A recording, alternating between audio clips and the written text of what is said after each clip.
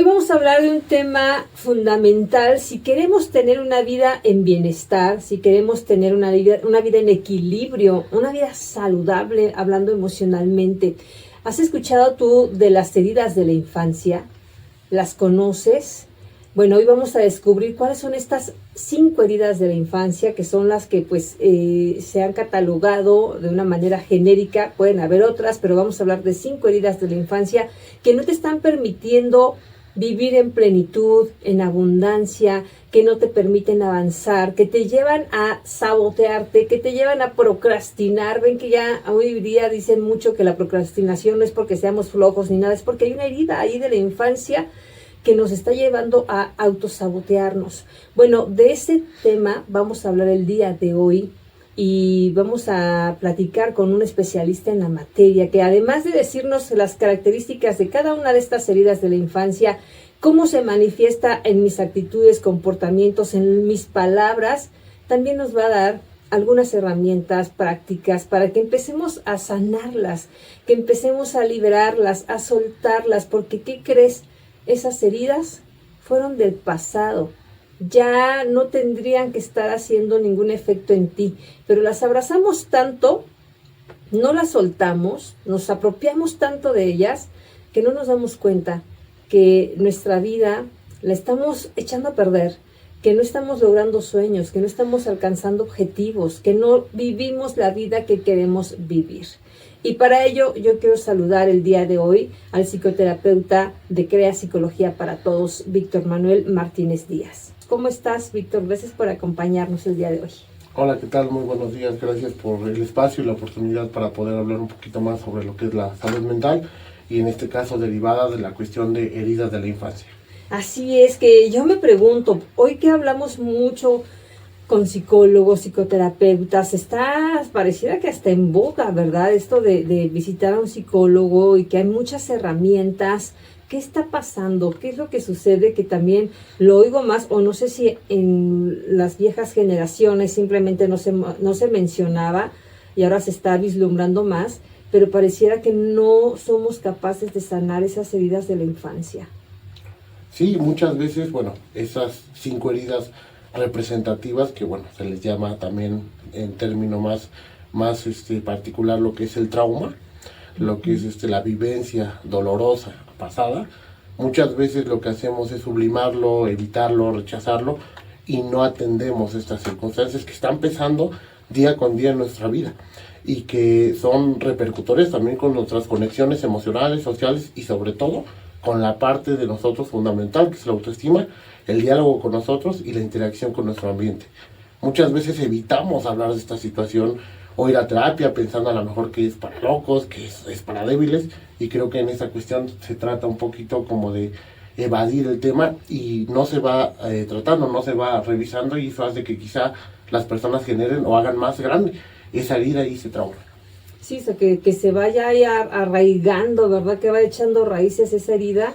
Y entre más tiempo dejamos pasar, más difícil va a ser sanar una herida de la infancia, ¿verdad? Sí, claro, es como una bola de nieve que dejamos desde la infancia, se va haciendo enorme ya en la parte de adultez, ya en la parte que está un poco más grandes, y se va repercutiendo en varias áreas de nuestra vida. Pero sí, si no lo tratamos, si no lo revisamos, vamos a hacerlo un poco más creciente. Ok. A ver, Víctor, para que vayamos entendiendo este tema de las heridas de la infancia, ¿cuáles son estas heridas principales? Porque, no sé si también haya algunas otras, pero así de una manera genérica como las han catalogado, yo he visto que son 5. ¿Estoy en lo correcto? Sí, son 5. La parte de humillación, rechazo, abandono, injusticia y otra última, traición. Son 5 heridas fundamentales, los nombres, pero sí como tal son fundamentales y muchas de ellas se pueden mezclar entre sí, porque podemos abocar ciertas 3, 2, incluso hasta las 5, dependiendo la infancia, la forma en cómo también los estilos de crianza nos dieron en esa cuestión. Y obviamente, aunque tengamos todas, siempre se puede hacer algo. Y algo fundamental es que infancia no es destino. Podemos cambiar, modificar ciertos patrones, ciertas conductas aprendidas desde la infancia, desde la forma parental, para ir sanando, resanando el trauma o bien heridas. Ujú. Y efectivamente, como bien dices, ¿no? O sea, no es que tengamos solo una, yo creo que sería rarísimo, ¿no? El que tenga solo una Ujú, herida de la infancia, porque ujú, de una u otra manera sufrimos rechazo. Por ejemplo, me viene a la mente, ¿no? Que los papás se embarazan, no lo habían planeado y fue así de chin, o sea, yo no me quería embarazar ahorita, ¿no? No estaba en mis planes, yo quería dedicarme a mi profesión. Y ahí el bebé está sintiendo ese rechazo, pero no es un rechazo consciente de que no te queremos, ¿no? Sino de, pues no fue planeado y pues sí te cambia la vida, ¿no? Una situación como esa. O rechazo de que tal vez quieres hablar y te dicen, cállate, tú no hables, hazte para allá, deja a tu papá en paz. Y sientes ese rechazo. O ujú. sea, pueden ser esas pequeñas actitudes, pero que sí pueden habernos marcado. Ah, por supuesto, esas pequeñas situaciones de antes, que por ejemplo, lo que usted comenta, ¿no? La parte de, de que una pareja se embaraza, pero no querían tener al bebé. Entonces Ujú, ya nace el bebé y hay un rechazo quizá un poco más sutil, más inconsciente sobre la mamá o el papá, y en ujú, esa parte de abandono, y no un abandono total como el de me voy y te dejo solo, te dejo a la deriva, sino un abandono a lo mejor en funciones básicas, en atención, escucha, en protección, que quizá es fundamental para la etapa, bueno, de infancia, niñez y bueno, igual una adolescencia como tal. Pero sí, son muy marcadas por estas situaciones o un trauma fuerte inclusive, una cuestión de duelo, una cuestión a lo mejor de abuso, muchas situaciones que van abriendo esa infancia normalmente y lo más común es que se den o se abran desde la parte de la infancia. mm. Como que, ¿qué periodo de esa infancia es cuando más podemos o pueden hacer mella en nosotros este tipo de heridas, ¿no? Porque a lo mejor cuando eres adulto dices, pasa algo y no lo sientes tanto, o cuando te pasa algo de adulto todo se remite a la infancia. ¿De qué periodo estamos Bien. hablando? La parte de la infancia, bueno, puede ser de la niñez, de lo que es de los 3 años a los 10, Mm, donde se genera un poco más esa trascendencia del ser humano para poder sentirse herido o más susceptible a ciertos aprendizajes de los papás. Ya un poco antes todavía no hay estructuras formadas como nosotros seres humanos para poder entender y comprender esa parte de herida. Se da un poco más del periodo de los 3 años hacia los 10, que es la parte de la niñez. ujú. ¿Qué te parece, Víctor, si vamos hablando, desmenuzando, digo yo, cada una de estas heridas? Y tú, amigo del auditorio que nos estás escuchando, que nos estás viendo en video, también pon atención para que puedas tú detectar tal vez cuál de esas heridas es la que probablemente tengas y te está llevando a lo que te decía al inicio, ¿no? A procrastinar, a sabotearte, a no tomar oportunidades por miedo, a no hablar porque sientes que vas a ser rechazado, excluido, qué sé yo. Vamos a poner atención. A ver, ¿cuáles serían las características de la herida del abandono? La herida del abandono quizás es una herida más comercial, más habitual se podría decir, que es cuando hay un rechazo, una exclusión un poquito por parte de los cuidadores primarios. Esto se va manifestando, reitero el ejemplo que pusimos hace rato de los papás que se embarazan y que no quieren tener al bebé. Esa parte también de aislar un poquito al niño de tú no sabes, tú no puedes, no te acerques, esto es para adultos, de una forma a lo mejor drástica, grosera, de una forma donde también hay esa cuestión de abandono, de que, bueno, te dejo cierto tiempo, sé que, bueno, en esta cultura mexicana a veces papá y mamá trabajan, y entonces hay esa situación de abandono que se va reflejando en esa cuestión donde el niño se aísla, o está solo en casa y pretende o hay búsqueda del cariño o afecto de papás que no llega por una cuestión, quizá también por las mismas heridas de los papás, a lo mejor por su estilo de personalidad o por esa cuestión de dejar, la típica en esta parte mexicana que el papá se va, ¿no? Entonces esa Ujú, figura paterna también funge como una cuestión de abandono. La persona crece, la persona ya adulta empieza a pensar que sus vínculos fuertes lo van a abandonar, lo van a dejar. Y ahí refleja muchas actitudes, muchas situaciones, igual un poco de codependencia, de aislamiento, estilos de apego, ya es otro tema igual, ujú. que desencadenan en que la persona rechace o no se vincule o se vincule de una forma excesiva, inclusive para poder evitar que haya un abandono. O sea, puede ser esas personas que yo conocí un amigo en alguna ocasión que me decía, o sea, cuando empezaba a enamorarse de una chica, él prefería terminarla. Y yo decía, oye, pero ¿por qué? Pues si la amas, la quieres, ¿por qué la dejas, no? Eh, le daba miedo que ella lo terminara él, entonces prefería él abandonar a que lo abandonaran. Puede ser algo así. Claro, también. ahí ya se mezcla un poquito lo que son los estilos de apego. Esos son 4.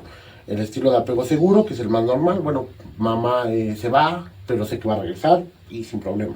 El estilo de apego evitativo es de que mamá se va y lloro y regresa. Ah, pues ahora que regresaste yo me voy. ¿Por qué? Porque tengo miedo que me dejes.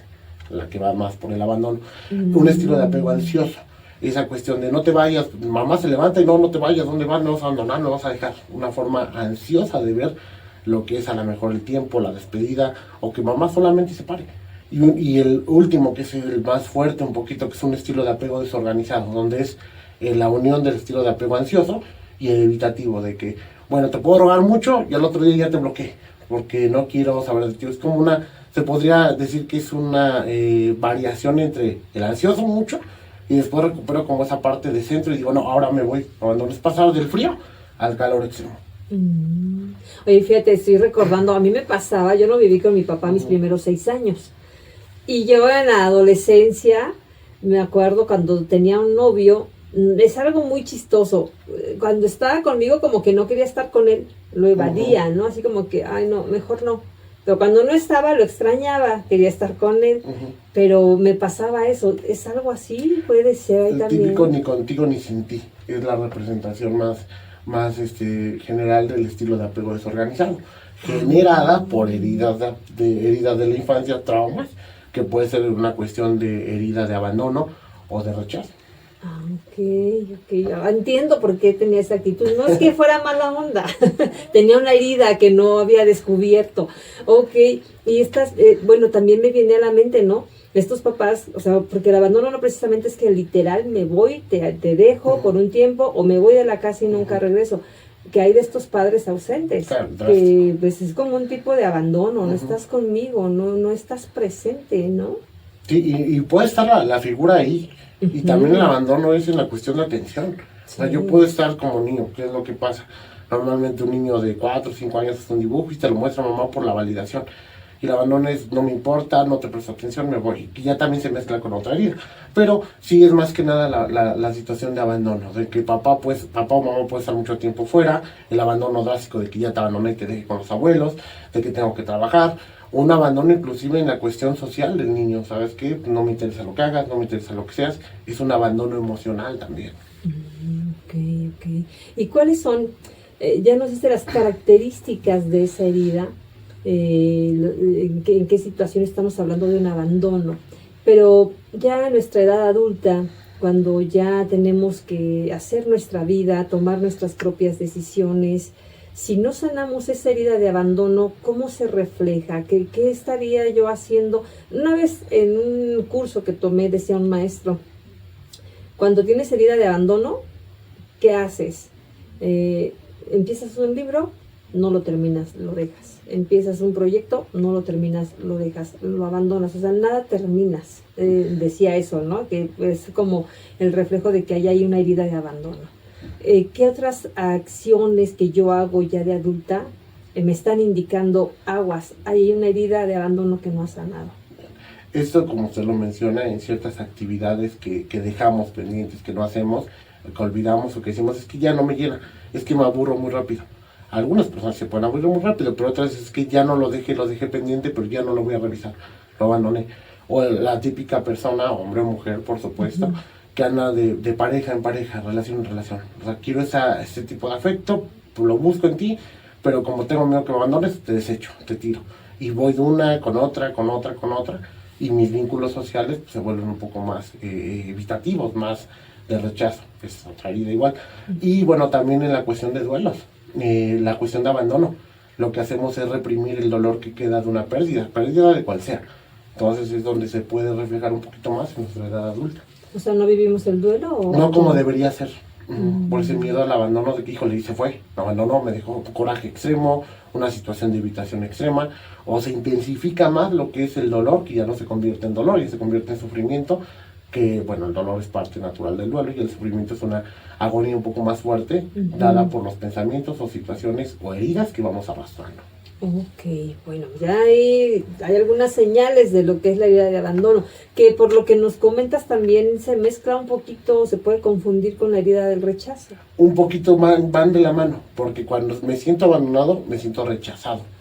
Porque si papá va a trabajar todo el día, siento que me rechaza. Porque a lo mejor cuando llega, yo quiero hablar, yo quiero expresar, y no me pone atención. Entonces, esa cuestión para mí es un rechazo.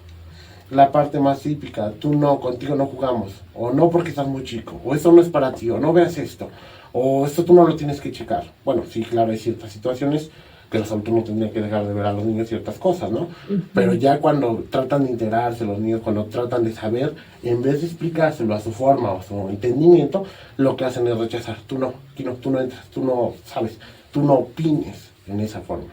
Y ya se va intensificando otra herida, que es la del rechazo, que se ve más en una edad adulta y un poco más avanzada en cuestión de, pues igual, o nos rechazan con baja autoestima, nos genera esa sensación de es que me van a rechazar, es que no me van a querer, es que me van a decir que no, el sobrepensamiento, o incluso esa parte de nosotros también rechazar. Rechazo esta idea, rechazo esta cuestión, rechazo este vínculo porque tengo miedo a que lo hagan conmigo. Antes de que me rechacen, rechazo yo. Oye, y bueno, importante aclarar, estas heridas, digo, se da principalmente en casa con los papás, ¿no? Pero pueden venir también del exterior, ¿no? O sea, de los amigos. Es que hablando de rechazo, recuerdo en esa etapa que estás en la primaria, ¿no? Y a veces los niños justamente como no dimensionan lo que puede ocasionar uno de sus actos o sus palabras, son bien crueles a veces, ¿no? Pero es porque no dimensionan, no porque un niño sea malo en sí mismo. Sí, claro. Pero hay rechazo, ¿no? Así de, ay, no nos juntamos contigo, y hay ese rechazo. Entonces, la herida también puede venir de alguien que no es de mi familia. Sí, por supuesto. Incluso a veces hasta por profesores en esa cuestión de, tú no porque no hiciste la tarea, tú no por esta cuestión. Y entonces los compañeritos empiezan a adoptar la situación, él no por esto, no porque no cumple, entonces también lo vamos a rechazar. Y lo peor que le podemos hacer a un niño, incluso a un adulto, es excluirlo. Somos seres sociales. Y en esa cuestión de sociedad queremos sentirnos incluidos. Y ahora hacemos muchas situaciones para sentirnos pertenecientes y partes a un círculo. Cuando en una edad temprana me rechazan, me excluyen, pues baja mi autoestima. Y entonces empiezo a hacer situaciones humillantes quizá para pertenecer en esa forma.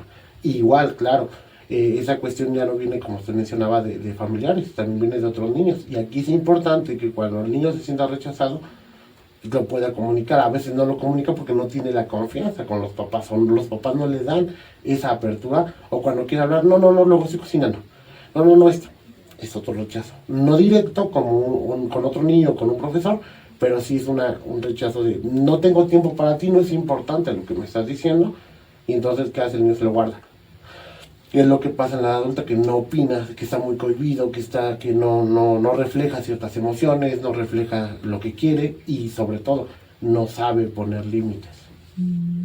Alguien que sufre rechazo, me viene ahorita a la mente, puede ser alguien ya en estas actitudes que se reflejan en adultez, puede ser alguien que no se sienta parte de, ¿no? Hace de tanto rechazo que sufrí en esta casa, en esta familia, yo no me siento parte, como que no pertenezco a... Claro, por eso mismo también hay personas que se abandonan su casa, se van de su casa. Y es más susceptible en esta parte de la adolescencia, ¿no? Papá no me entiende, mamá me rechaza, y nadie me escucha, entonces vago, ¿no? Me salgo, casi no estoy en mi casa porque es el peor sitio para estar. Cuando hay una situación, una familia sana, es más querible o es más a gusto estar en el hogar. Cuando hay alguna situación ahí es cuando rechazamos el hogar y buscan esa parte, a lo mejor amigos en la calle, cuestiones a lo mejor de drogas, una cuestión incluso de embarazo adolescente, porque pues como me rechazan, pues busco afecto, quien me lo dé, me quedo aquí. Y entonces viene esa parte de endiosar a la otra persona, de depender de la otra persona y de entregar ciertas cuestiones a la otra persona, tanto la dignidad como otras cuestiones ahí, por la herida de rechazo que me generó en mi núcleo familiar. Entonces voy a buscar donde no me sienta rechazado.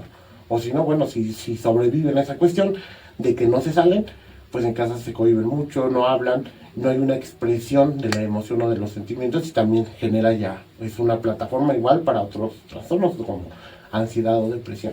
Y ahí yéndonos un poco más lejos. Sí, porque no te sientes validado, ¿no? Por tus papás. Entonces dices, ¿para qué hablo? ¿Para qué me expreso? no, mis emociones me las guardo yo y eso pues a la larga puede ser más dañino todavía. Claro, y no solo se sienten así por los papás, sino tanta herida, tanto rechazo, le hacen pensar que no son valiosos. Y al pensar que no soy valioso, entonces baja mi autoestima a un grado severo, donde acepto cada situación. Y como no me siento valioso, vienen lo que son pensamientos suicidas, la cuestión de depresión, ciertas otras tópicos más fuertes, solo por una cuestión de pares. Ok. Qué importante es entender ese tipo de heridas, de verdad, porque una vez que tenemos el conocimiento, una vez que decimos, mira, ya detecté, puede que yo tenga esta herida, es cuando podemos empezar a hacer algo. Por eso les digo, vamos a poner mucha atención en estas heridas, para que tú también puedas, en esta primera instancia, porque no hay como ir con un especialista sin duda, pero empieces a identificar por qué reaccionas de ciertas maneras, por qué actúas de ciertas maneras, por qué tomas ciertas decisiones, por qué no aceptas ciertas cosas o sí las aceptas, para ir detectando estas heridas emocionales. La humillación es otra de las heridas que también permea mucho en la gente. Uh-huh. Claro, esa cuestión igual ya más abocada también al bullying, a la cuestión a lo mejor de otros compañeros que son humillados, que son expuestos por familiares, por hermanos mayores, por amigos inclusive, y entonces lo que hacen es reproducir la misma herida, reproducir el mismo daño con personas susceptibles.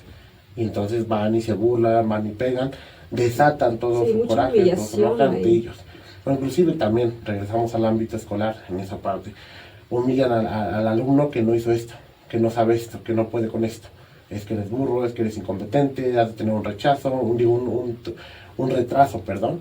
Y eso hace que pues los demás compañeros se burlen. Oye, ahorita ya no se da, creo yo, pero antes, ¿no? ¿Cómo era la educación? Que el maestro te ponía tus orejas de burro y párate en la esquina, viendo la pared, ¿no? Dices, qué humillación tan grande.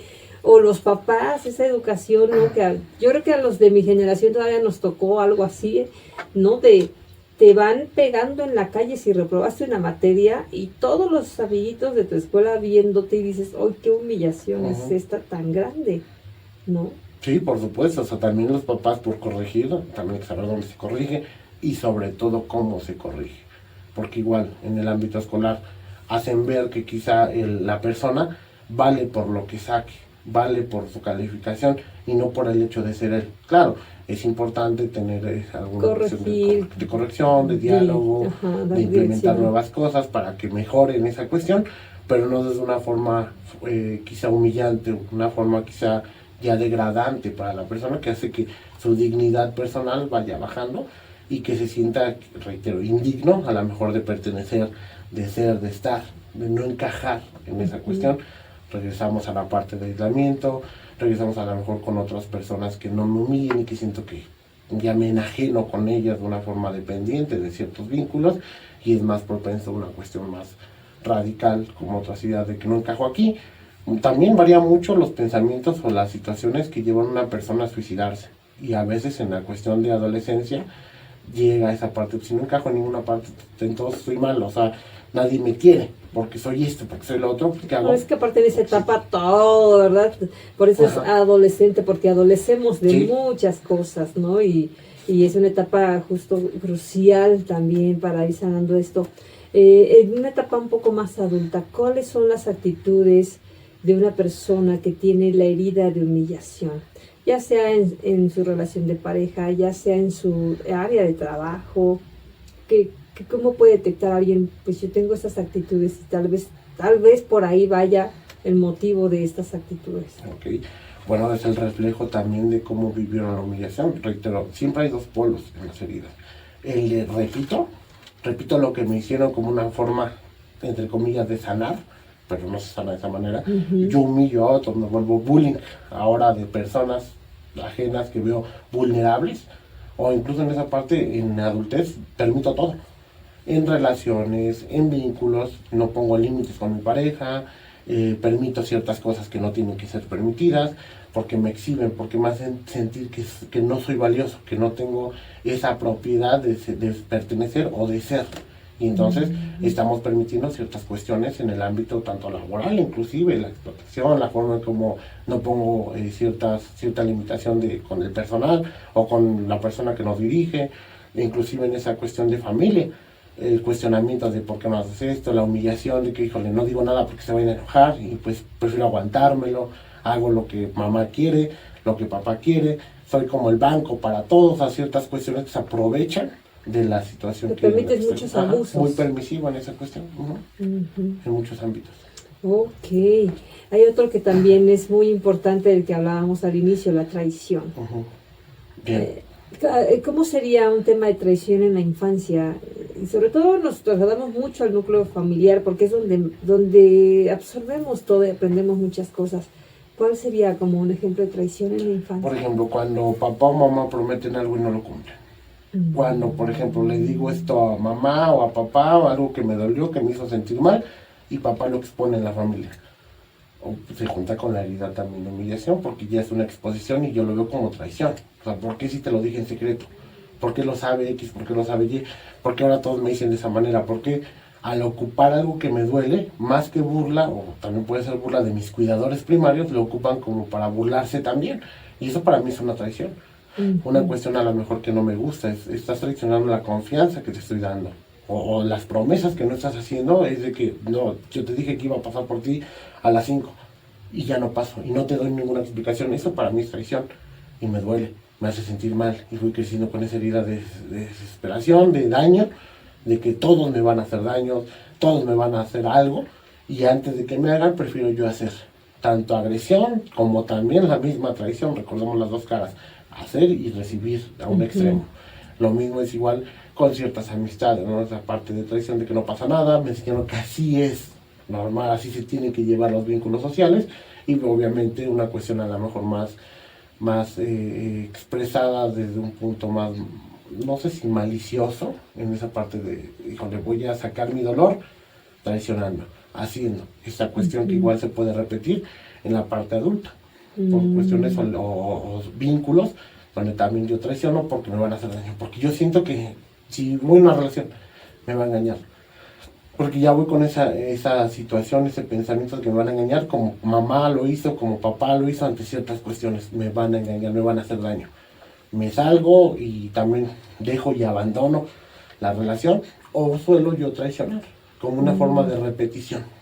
O inclusive también se puede ver en la adolescencia o en niñez, sobre niños que se dan cuenta que papá ya fue infiel, que mamá fue infiel, y entonces pues están... Ven ahí la traición de los papás. Y es un reflejo de que, entonces así sí tiene que hacer, o así yo lo llevo, o prefiero no vincularme para que no me hagan esto. Es como una herida, un video que se va repitiendo, una situación traumática. Oye, ¿qué hay de estas mamás, verdad? Que en su afán de desahogarse con las hermanas, con los hermanos, empiezan a platicar todo lo que hacen los hijos, y a los hijos eso les molesta, ¿no? De que es porque estás platicando mi vida con tu hermana, con mi tía. ¿Eso también puede ser tipo de traición? Claro, y después los papás dicen, bueno, ¿por qué no confiará en mí? Si yo exhibí todo lo que me dijo el hijo, la hija, o a lo mejor incluso ya me burlé, ya fui parte también de burla de lo que le dolía. Y nos dicen, no es para tanto, no aguantas nada.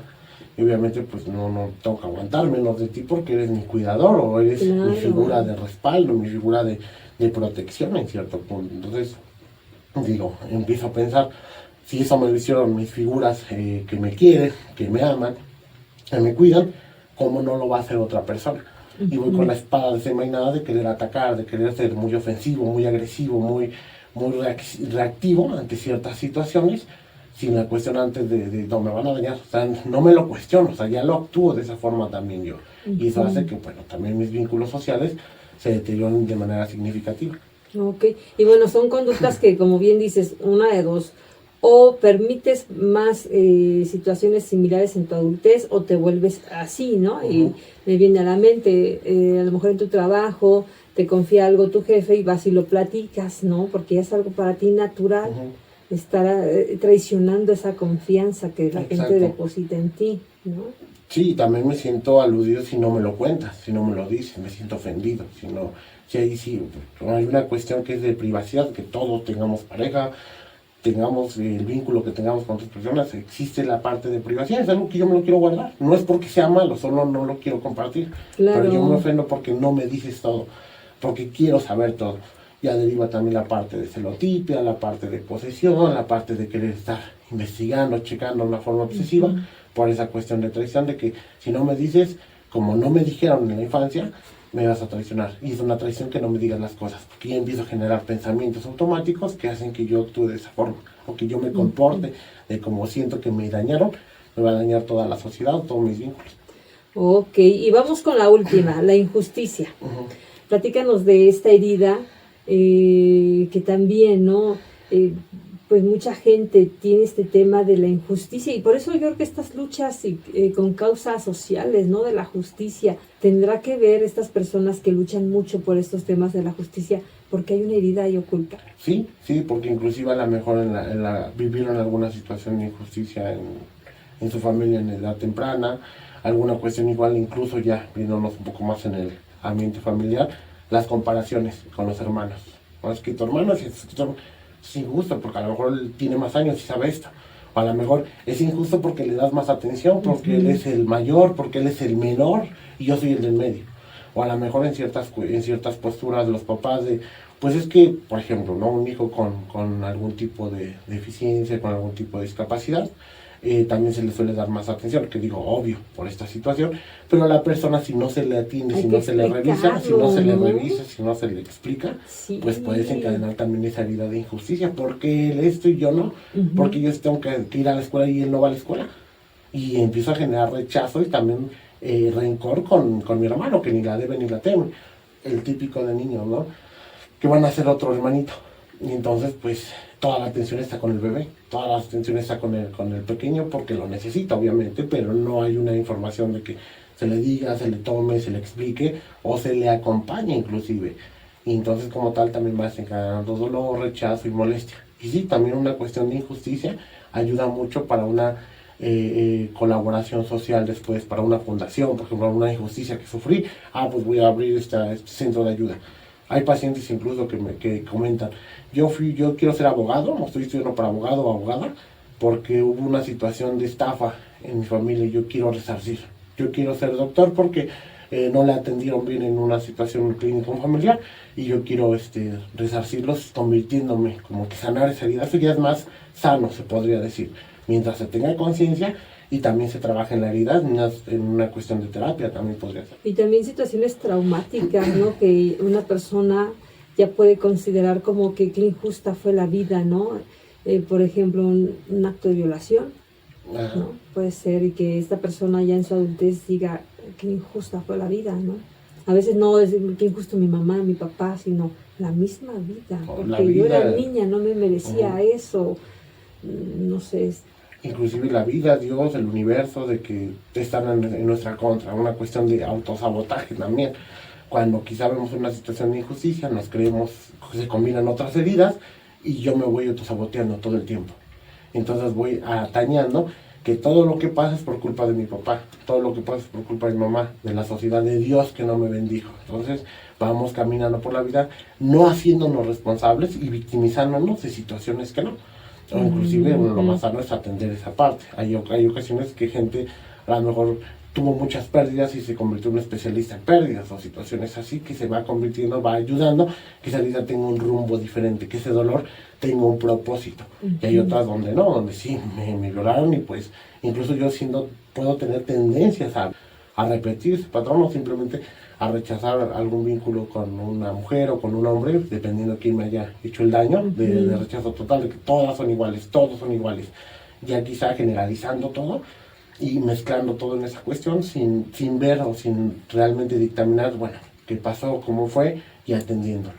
Ok, entonces las características de una persona que tiene esta herida, dices, una es que se la pasa echándole la culpa a todos, al menos responsabilizándose. Podríamos decir que son las personas que les gusta hacerse las víctimas. Ajá, porque también hay una ganancia secundaria al hacerse víctima, la parte de atención, la parte de que me ven, de que pobrecito. No es lo más recomendable porque tampoco es un lugar muy adecuado, muy cómodo para vivir. Ya, ¿qué otra actitud o acción que esté haciendo una persona que diga, creo que con eso que está diciendo el especialista, creo que tengo esa herida. ¿Qué podría hacer la persona para decir, tengo esa herida? A lo mejor, bueno, es ya de un punto adecuado, en la parte de que se conmueve con ciertos casos de, por ejemplo, ya hubo una cuestión de injusticia, entonces se conmueve mucho con las situaciones o casos de injusticia, ya sea en su trabajo o en situaciones que puede rodearla, ¿no? Por ejemplo, si a mí me estafaron y yo crezco en esa cuestión, yo puedo ayudar o ver o estar específicamente con personas que ya sea que te estafaron para convertirme igual en un estafador, o viceversa, para ayudar y dar pie, que es lo más sano, a personas que vivieron esa índole. Lo que le decía, ¿no? En la cuestión de que hay pacientes que me han comentado que estudiaron lo que estudiaron para ayudar en una situación del pasado que no pudieron hacer nada. Entonces se quedaron con esa impotencia y estudiaron para corregir mentalmente o emocionalmente esa versión suya que en su momento no pudo hacer nada. Y en algunos funciona, Ajá. En otros no, porque tenemos algunas personas activistas que luchan por causas, pero parecía que siguen teniendo ahí la herida bien abierta, con mucho odio, enojo, rencor. O sea, eso es bueno porque se canaliza de una manera positiva, pero pues haciéndolo desde que ya estoy sana, ¿no? Qué importante es sanar estas heridas, o antes de que nos digas la importancia de sanarlas, de no sanar estas heridas. ¿A qué nos puede llevar vivir una vida con todas estas heridas a flor de piel? Pues realmente no tener ya no llamemos inclusive felicidad, sino una plenitud, un buen vínculo con los demás y sobre todo un buen vínculo personal. El no sanar estas heridas hace que también se generen más traumas, que adopte más situaciones, que la lleve mal, que no me concentre, que genere incluso algunos trastornos que se derivan por el rencor, el coraje, cierta cuestión incluso de abandono de uno mismo en esa parte, o inclusive igual que haya una cuestión de represalias, de venganza, de molestia, de sufrimiento, más que dolor, sufrimiento ante ciertas cuestiones. Usted mencionaba, hay personas que hacen fundaciones, pero que todavía tienen arrastrando eso. ¿Por qué no lo hablan? ¿Por qué no lo expresan? ¿Por qué no lo hacen consciente? ¿Por qué no quiero hablar de eso? Porque duele. Pero hay que tocarlo aunque duela. Sí. Entonces van arrastrando esa herida, no saben, también se les acumula duelos que no resuelven bien, situaciones familiares que no se cierran ciclos. Ajá, exacto, que no saben poner límites, que no manejan su autoestima, su dignidad personal y son muy permisivos en otras cosas, muy temerosos o incluso trastornos de ansiedad, que lamentablemente hoy es canasta básica la ansiedad en nuestro país, está a flor de piel en esa cuestión, pero se pueden desarrollar trastornos más fuertes en esa parte. Es como una bola de nieve que va creciendo y nos va a aplastar. Sí, así es. Pues mira, el tiempo se nos está agotando, Víctor. Te iba a pedir que nos dieras algunas técnicas, estrategias, qué hacer desde casa para ir trabajando esto, pero por tiempo ya no lo podemos hacer. Lo que sí podemos hacer es que si detectamos que tenemos alguna de estas heridas, y que pueden ser varias, o sea, no nada más es que tengas una, puedes tener 2, 3, las 5, pero que acudas con un especialista. Es muy importante la ayuda de un especialista. O sea, independientemente de que tuvieras una estrategia ahorita para hacer en casa, para hacer el trabajo completo y sanar completa la herida, no hay como acompañarte de un especialista. Donde la gente te puede consultar, donde la gente puede conocer más de este tema, o incluso, ¿no? Si está pasando por estas situaciones de las heridas de la infancia que no las tiene resueltas, ¿dónde te pueden encontrar? Bueno, yo trabajo para la clínica CREA, Psicología para Todos. Somos un grupo de especialistas que trabaja diversos temas, diversas situaciones, como la parte de tanatología, adicciones, tratamiento con niños, adolescentes, la terapia de pareja, porque también es importante, terapia familiar. En CREA también contamos con buenas instalaciones que ayudan a que la persona se sienta en confianza y también damos accesibilidad a cierta cuestión económica. Y es importante tratarse, ya es una excusa el no querer hacer nada, porque a veces es un poco fuerte el no querer revisar, pero si no lo revisamos es peor. Y bueno, igual ahí estamos por parte de la clínica también, damos ciertas pláticas, conferencias si nos los piden, de forma gratuita igual, por ejemplo en escuelas, o ya si son más exclusivas, bueno ya se piden igual en la misma clínica, asesorías inclusive en esa parte, o sea, abordamos ciertas cuestiones, incluso tenemos material didáctico que son varias revistas que se hacen sobre el tema y bueno, ya se aborda más con los especialistas que trabajamos ahí. Ok, ¿alguna página en internet, redes sociales, cómo nos encontramos? Sí, bueno, tenemos Facebook, también Instagram y bueno, por parte de igual los teléfonos y luego se pueden compartir sobre CREA Psicología para Todos. Ok. Tenemos 2 sedes, que es en Zumpango y una en Huehuetoca para más accesibilidad. Perfecto, pues sí te agradezco muchísimo, Víctor Emanuel Martínez Díaz, psicoterapeuta de CREA Psicología para Todos, por esta información tan valiosa que nos acabas de compartir. Muchísimas gracias a ti por el espacio que me brindas, que nos brindas para que podamos también hablar un poquito de lo que es la salud mental y bueno, se puedan ir informados. Gracias por el espacio y por considerarlo. Gracias, amigos, muchísimas gracias y nosotros nos reencontramos en un próximo capítulo para hablar de estos temas que sin duda nos van a llevar a tener un bienestar, porque sí, bienestar es tendencia y bueno, pues trabajemos en nosotros, trabajemos en sanar esas heridas de la infancia, en sanar nuestra alma para que podamos tener esa